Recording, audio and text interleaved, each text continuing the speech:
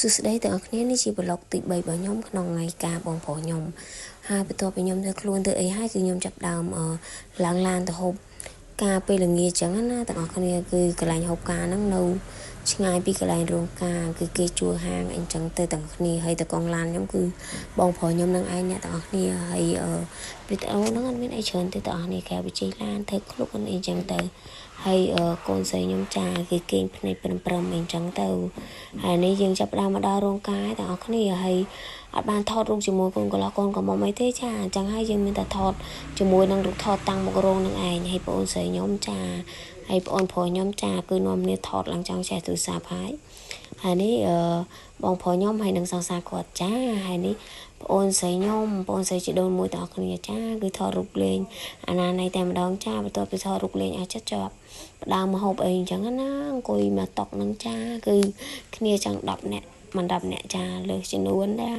ហើយកូនប្រុសខ្ញុំមានជាការឃ្លានជាខ្លាំងចាមួយថ្ងៃមានធ្វើអីទេចាគឺគិតតែពីហូបចាកូនប្រុសកូនស្រីខ្ញុំហើយយើងមានជាការថតរូបលេងថតរូបទៅមកកន្លងជុំវិញតុកនឹងឯងចាមានអីច្រើនទេហើយមកហូបគេមានច្រើនមុខមែនតើគឺហូបដល់កហើយនាងខ្ញុំនេះចាមានតាំងពីម្ជូរត្រីឆ្អើពងត្រីមានផ្អែមមានអីទៀតណាទាំងអស់គ្នាហើយផ្អែមនេះគឺផ្អែមបបរត្នោតចាបកូនកន្លោះវិញមិនសូវបានជួបប្រមាណទេអ្នកទាំងអស់គ្នាហើយដោយសារគាត់រវល់ទទួលភ្ញៀវខ្លាំងពេកចាហើយនៅវិញទៅសុកយកអាវអ្នកកំដរយកមកពាក់អីចឹងទៅហើយកូនស្រីខ្ញុំក្មួយស្រីខ្ញុំកូនប្រុសខ្ញុំចាមានជាការវល់ជាខ្លាំងមានជាការរីករាយថ្ងៃបង្គោលការអ៊ំគេជាខ្លាំងចានៅកន្លែងហូបការគេហ្នឹងចាគឺគាត់រត់លេងដូចនៅផ្ទះគាត់ចឹងចាគឺរត់កន្លងលេងប៉ុណ្ណឹងចាគឺកូនខ្ញុំហ្នឹងហើយក្មួយខ្ញុំនឹងសិតតែកំពូមនុស្សតែម្ដងមានជាការរីករាយអីចឹងណាហើយនេះយើងចាប់ដើមដល់ពេលកាត់ផ្លែឈើចាហើយកូនកំឡោះមានជាការរីករាយជាខ្លាំងដែលបានឧបកូនកំមុំអីចឹងទៅទាំងអស់គ្នាចាគឺគាត់មានជាការសប្បាយចិត្តជាខ្លាំងហើយខ្ញុំនិយាយឡើងហត់ហើយទាំងអស់គ្នាឲ្យមើលខ្លួនឯងខ្លះទៅហើយនេះគូស្នេហ៍គេកំពុងតែខ្សឹបខ្សៀវគ្នាអីចឹងណាយើងលួចថតគេអញ្ចឹងទៅហើយនេះវគ្គចាប់ផ្កាចា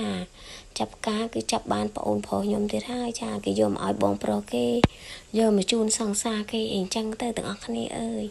ចាខ្ញុំចូលសលេងហត់ពេកអញ្ចឹងហើយសលេងខ្ញុំប្រែប្រួលទាំងអស់គ្នាហើយនេះក្បាច់ចុងក្រោយទាំងអស់គ្នាចាប្អូនថ្លៃខ្ញុំនេះប្អូនប្រុសនេះប្អូនថ្លៃខ្ញុំចាគេចាក់ក្បាច់យកជាមួយជេចាខាងកូនកំមុំចាគេលេងមកអស់ដៃតែម្ដងពេលប្រពន្ធគេអត់នៅអីចឹងណា